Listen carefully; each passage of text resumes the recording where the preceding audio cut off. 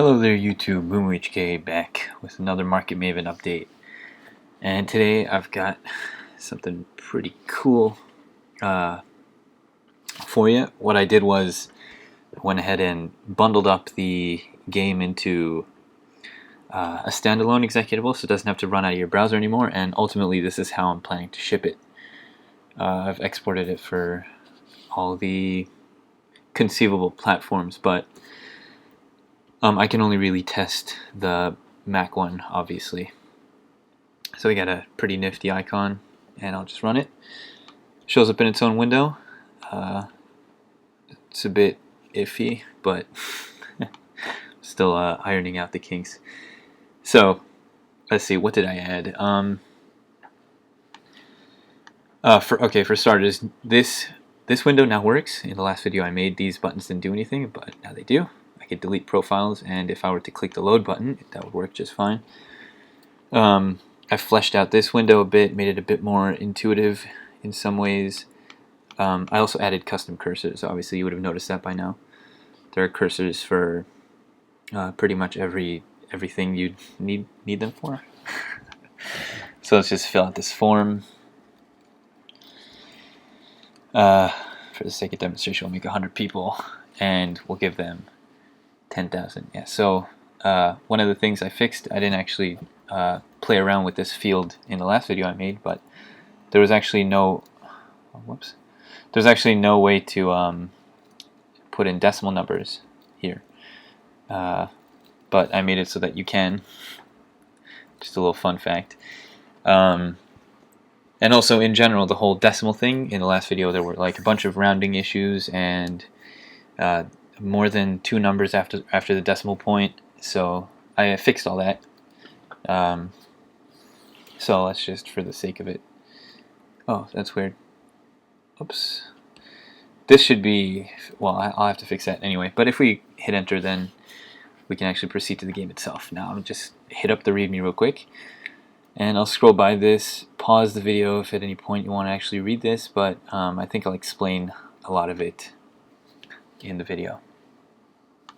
So first place to start off, you notice this toolbar is all new, so you can actually close and open your windows this way. You don't have to have them open all at once.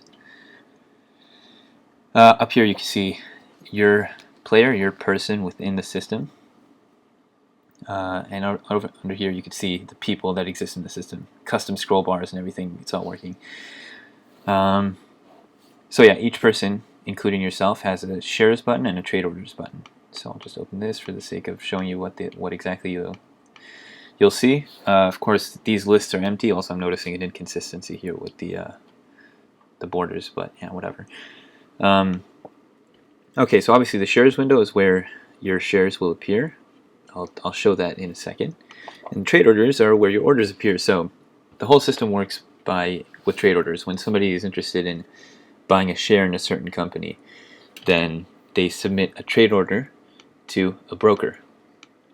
Now, to begin with, by default, there are 5 brokers that the game will add for you. It's always the same 5, which I just created. Maybe later on I'll make it a bit more dynamic, but for now this is how it is. So when a person wants to buy a share, what he'll do is he'll submit a trade order to one of these 5 brokers, and it could be of either type buy or type sell. And what this means is the broker will save that trade order in their list, in one of these 2 lists, and when somebody submits a matching order of the opposite type, then it'll match between them and make the trade. So to submit a trade order, you click the trade button up here, you select a broker, so let's just say I'll just pick Trade Central. Company, so I haven't added any companies yet, this list is empty, I'll do that in a second. I'll make one of type buy, and the amount of shares I want to buy, let's say 1, and price per share, I'll just say 10. And if there was a company which I could select, I would click here, and that trade order would appear in this list right here. You'll notice it's pretty much the same window as this, except that it'll show you this list as opposed to the list of my trade orders. So that's pretty cool. Now that I've explained all that, I can actually run the simulation. I'll have the people open so that you can see changes in their money. Oh, also the companies. Okay, so this is important. So the moment I add this company, people will start trying to trade in it, and the company will start initially with 100 shares in the IPO, I guess you could call it. And any trade order that people submit to buy shares in this company during the IPO stage will go straight to the IPO. So, well, I'll actually demonstrate that on the fly. So I'll type in stop so that the game clock doesn't run and people don't start buying the instant I add the company.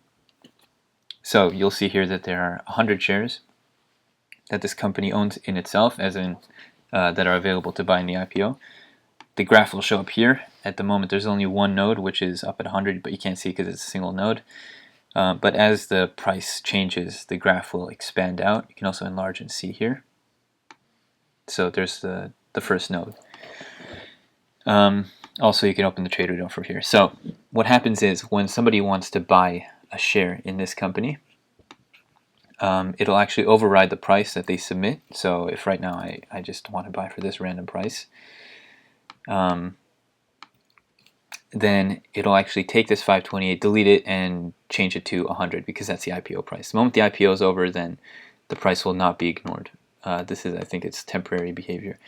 So if I submit this right now and open my shares window, then the share showed up. I bought one of their IPO shares, and it went for $100. So I'm now $100 short, and not 520, whatever it was.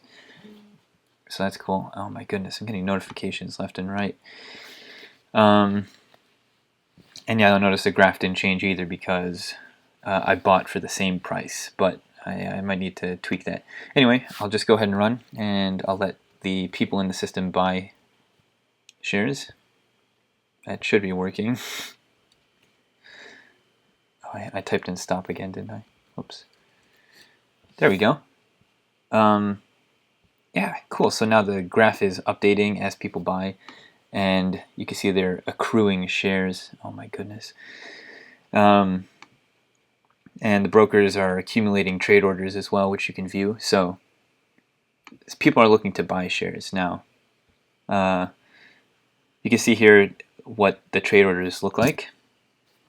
And if you want to respond to one, as in this person is looking to buy 5 shares for $124, then and you have shares in this company, then you can actually go ahead and click this, and if you can match the trade order, click submit, and it'll automatically get matched up, and then you'll make the trade. But I only have 1 share, not 5, so what I'd have to do is wait till somebody is looking to buy 1 share in this company. Oh, here's one. Okay, and that's actually for $24.82 more than I bought it for. So if I click this and hit submit, I got matched up, and my money just went up. So that's cool. That's how you make money in the stock market. Now, a lot of this needs to be tweaked. The AI is currently completely random, so they're just buying randomly, and there's no real analysis of supply and demand. Little things like that. So I've got a ways to go, but this is the first real, I'd say, build. First, it's getting there. This is a major update, I guess you could say. Cool. Well, thanks for watching, guys.